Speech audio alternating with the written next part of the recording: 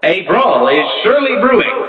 Muitos já devem saber, mas é importante ressaltar que muitos dos casos mais fascinantes de mídias perdidas são do mundo dos games. Como aqui neste canal eu pouco citei esses casos, os quais eu particularmente acho muito interessantes, hoje vamos ter um vídeo exclusivo sobre os mesmos. Então com vocês, alguns dos casos mais famosos e intrigantes envolvendo jogos perdidos.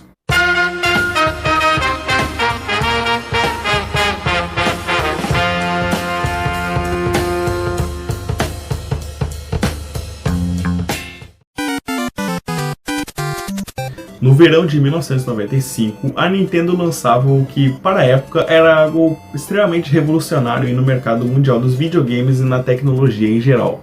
Bom, pelo menos parecia, né? O Virtual Boy trazia algumas inovações jamais antes vistas, rodando então jogos em 3D e sendo considerado um portátil pela empresa, além de parecer o que hoje nós conhecemos como óculos de realidade virtual. Apesar disso, após o seu lançamento, o console provou-se ser uma bomba, vendendo aí menos de 1 milhão de unidades em seu primeiro ano, o que é considerado extremamente desastroso para um console mainstream.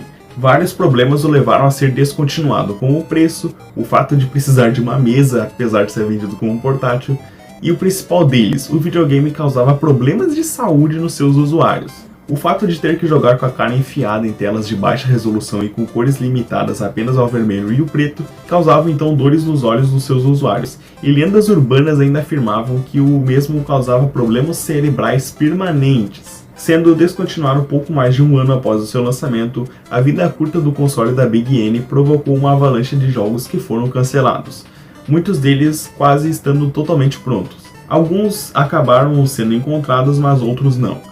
Entre os jogos perdidos nós temos Donkey Kong Country 2, GoldenEye 007, Virtual Boy Mario Bros, Street Fighter 2, que não foi confirmado, Virtual Boy Mario Land e Virtual Boy Mario Kart, que também não foi confirmado. Além disso, existem vários e vários outros jogos, tem uma wiki inteira sobre o assunto se vocês quiserem procurar. Falando em jogos cancelados da Nintendo, eu não posso deixar de citar aí um caso do periférico fracassado do Nintendo 64, chamado de Nintendo 64 DD. Não querendo ceder e começar a usar CDs como seus concorrentes na época, a empresa do Mario decidiu lançar essa extensão que aceitava então jogos em disquetes. O problema foi a demora, já que ele foi lançado apenas em 1999, quando a vida útil do console estava já se encerrando, causando então um fracasso retumbante.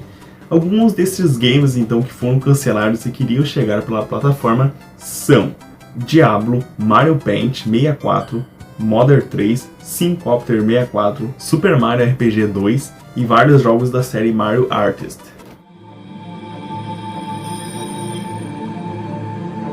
Acompanhando o lançamento do filme, em 2005 era lançado o jogo Batman Begins para várias plataformas, mas principalmente para o PlayStation 2. O jogo foi e ainda é muito elogiado, tanto pela sua jogabilidade quanto pelos seus gráficos que eram bem à frente do seu tempo. Esperava-se então que com o lançamento da sequência nos cinemas, uma sequência para o jogo também deveria chegar, mas mesmo com o filme O Cavaleiro das Trevas quebrar-se então as expectativas e se tornar uma lenda do cinema, o jogo do filme nunca chegou às lojas.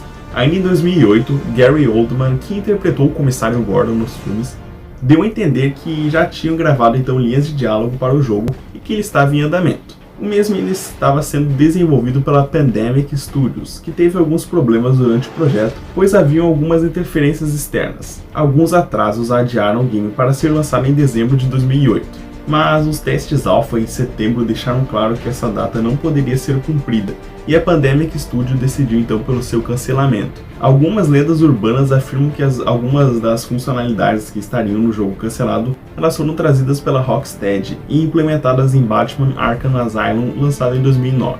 Mas devido ao fechamento da Pandemic Studios, é possível que os seus restos eles tenham sido destruídos ou perdidos para sempre. Um outro jogo do Batman que foi cancelado seria uma adaptação da HQ Gotham by Gaslight, que traz o Batman em uma Gotham da era vitoriana caçando o Jack o Estripador. Porém, diferentemente de The Dark Knight, Gotham by Gaslight foi cancelado devido a problemas então com direitos autorais.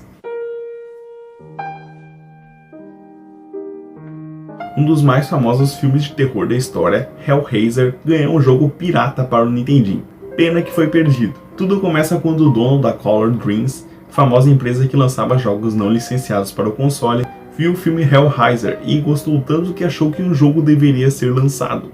Na época, cada empresa deveria pagar uma taxa para que a Nintendo avaliasse o jogo e, se fosse aprovado, o mesmo ganharia uma licença especial para que pudesse ser vendido. Mas a Color Dreams achava isso o cúmulo e então lançava jogos driblando então essa licença com cartuchos especiais na cor azul. O próprio Hellraiser era muito para o poderio do console, tanto que deveria ser desenvolvido então um cartucho especial, chamado de Super Cartucho. Mesmo assim, o jogo era tão pesado que ainda precisaria de um dispositivo extra vendido separadamente, o que tornaria o jogo muito mais caro que o normal. Além disso, naquela época as varejistas começaram a parar de vender jogos não licenciados com medo de serem pegos pela Nintendo. Apesar de ser cancelado, anúncios foram feitos em revistas como a Nintendo Power, que citava até mesmo versões para o Mega Drive e Atari Lynx. O protótipo foi perdido totalmente e a Color Dreams se transformou na Wisdom Tree, que focava então em jogos cristãos. Agora, por último, um caso não muito famoso, mas que me chamou a atenção por ter o meu nome e se parecendo também então com o canal Games Edu.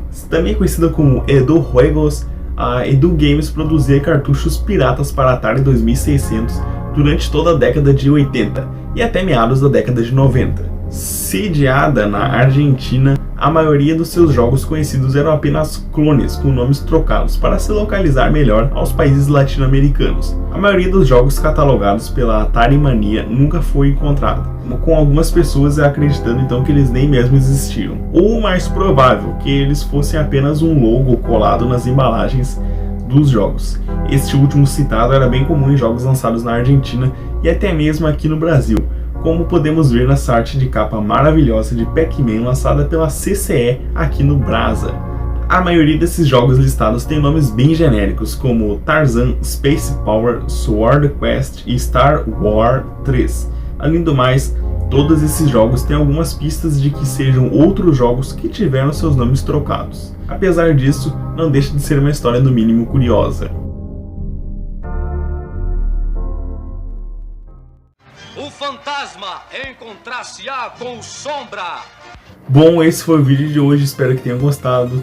Tá aí mais um vídeo de Lost Media e eu vou continuar fazendo vídeo de Lost Media porque eu gosto de vídeo de Lost Media e espero que vocês também gostem.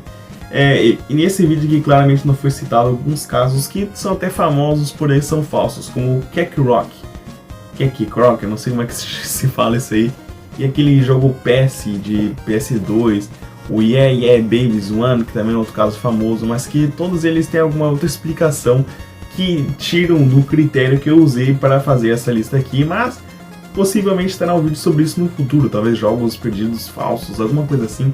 Existem vídeos que citam eles aí no YouTube, mas eu posso lançar um dia desses aí. Bom, em suma, espero que tenham gostado. Se gostaram, considere se inscrever aqui nesse canal, deixar o seu like, deixar o seu comentário apoiando, divulgar aí para os seus amigos. Então, por hoje é só. Adeus!